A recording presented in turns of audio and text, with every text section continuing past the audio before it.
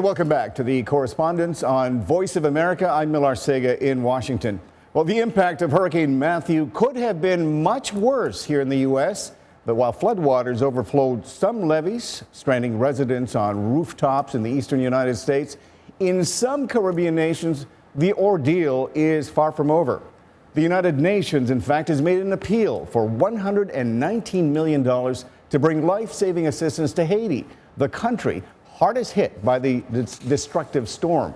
The official death toll there has varied widely from anywhere from 400 to over 1,000 people.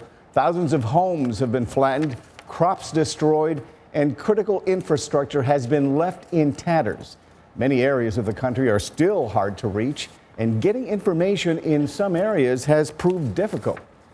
And so for a closer look at the damage and the impact of the island nation of Haiti, I'm joined on Skype from Port-au-Prince in Haiti by VOA reporter Jean-Pierre Leroy, and joining me here in Washington, Sandra Lemair, broadcaster and VOA web editor for Central News. Thank you both for joining us. Jean-Pierre, I'm going to start with you because you're there. Were you in Haiti when Matthew made landfall almost a little more than a week ago? No, I was not there. You were not there. I was in Washington at that time. So what is it like now? But Voice of America was already... Sorry? What is it like now when you survey the scene where you are? What do you see? Right now we are at Guy-Mallory Airport. We are at Guy-Mallory Airport right now in Port-au-Prince, where the helicopters are being loaded and ready to lift to the remote areas where we had the disaster caused by Matthew. And as you can see, we have all the helicopters ready, some of them ready to fly, and we have food supply here. I can show you with my camera. So we have 400 ground personnel there monitoring the activities led by USAID. And we have yesterday arrived the U.S. vessel amphibious Iwo Jima, and we have the pleasure to talk to U.S. Marine ready to talk to us, to tell us details about how the operations are going on here. Matthew, tell us what's going on. Sure. So far we've moved about 426,000 plus pounds of food and supplies out to the affected area in the Tiburon Peninsula. We've been doing that mostly from here in Port-au-Prince with helicopters from both here on the ground and from the Iwo Jima coming from the sea. So how you organize everything in terms of preparing the helicopters? You have special helicopters here. Tell us more about that. And is it an easy task to do, to distribute the food provided by USAID, not only USAID, but the World Food Organization? So USAID has coordinated all the supplies getting here, and we're assisting them in distributing that aid out in the Tiburon Peninsula. So we have about 400 service members here on the ground who are loading the helicopters, offloading planes, loading helicopters, and getting this stuff moving. So we're trying to move as much of it as we can as quickly as possible using the capabilities we have. Do you have any questions for him or for me? Right, so obviously the supplies are already coming there, but I'll get back to you a little bit later, Jean-Pierre, because I want to get Sandra Lemair involved in this conversation. Obviously, we are already seeing some international aid arriving in Haiti. In your coverage of this story, what do you see as the greatest need right now for the people of Haiti? From what I've read, it seems like it's food, really, food and clean water. I saw posted on Twitter, how to make sure that your water is clean so that you can drink, because cholera is a huge issue for Haiti. It's a huge scare.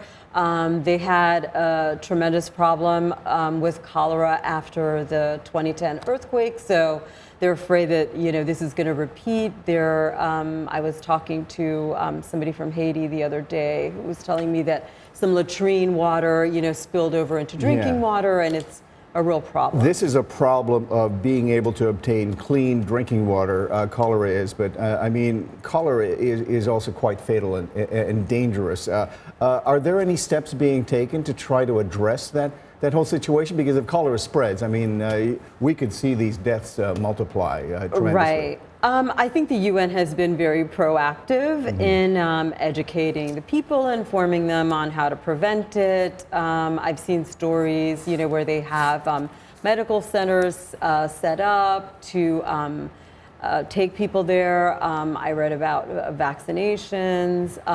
So I think that there is an effort underway. How effective that is, I guess, remains to be seen. So I'm going to get back to Jean-Pierre. Now, I should remind our viewers, there's a bit of a delay because of our satellite transmission here. But Jean-Pierre, casualty figures have been very hard to come by. What is the best estimate that you have right now from your sources? About, can you repeat the question for me? What are your best cholera? What are the best estimates of casualties from this storm and the potential for more fatalities as a result of Oh, right, cholera? I get you. So far, the figures given by the Ministry of Health is 20 cases of death, but we have more than 300 people affected by the cholera. And I can tell you, I had a chance to talk to officials, to people in charge of that matter, of that problem, the Director General of Ministry of Health, Dr. Gabriel Timothy. I talked to the Minister of Health too.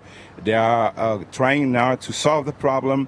They are working with experts from DART, expert from USAID, expert on the field of OPS, OMS, to first restore the health infrastructure, because health infrastructure have been destroyed by the wind, the water, and they are trying to deploy more expert in health on the ground.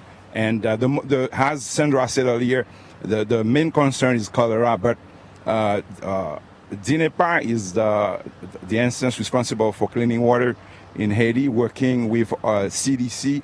They are trying to identify the sources, clean the sources. USAID gave already a lot of aquatab. It's like a tablet that you put in the water to purify it, just to prevent it. But the prevention is key, is instrumental in that fight to prevent the cholera to deploy, to extend in the greater region of the south of Haiti. And Sandra, the difficulty is, of course, compounded by the fact that Haiti has yet to recover from the 2010 earthquake that devastated much of that island nation. Right. I must say, though, Mil, I was impressed that they did learn some lessons from 2010. And in comparison to 2010, when it was a disaster and very chaotic, I noticed that right away, even before the hurricane hit, there were already messages on social media saying, you know, this is what to do in the case of a hurricane. You know, they were evacuating people, there were shelters set up. So they were a little bit better prepared, and I noticed post-earthquake, they've been very proactive as well. Are there also lessons to be learned, Sandra, do you think, from a recent UN report that I read that suggests that poor countries tend to recover a lot more slowly in these kinds of events? Yeah, I mean, absolutely. I think in unison with that, there's the issue of corruption, and where, you know, the aid, there are millions of dollars of aid money which arrive in the country, and you're wondering, you know, where is this money going exactly? Because for the amount that you hear is coming into the country, you don't really see the results of what you would expect. We're running out of time, but for your viewers and some of the viewers in the Creole Service, is there any way they can help the folks? Sure. Actually, everyone is on Facebook, and the U.S. Embassy Haiti has a Facebook page where they list how you can help. And the U.S. Embassy of Haiti has a great Facebook page. And they actually tell you exactly what to do. You know, don't try to take this on yourself.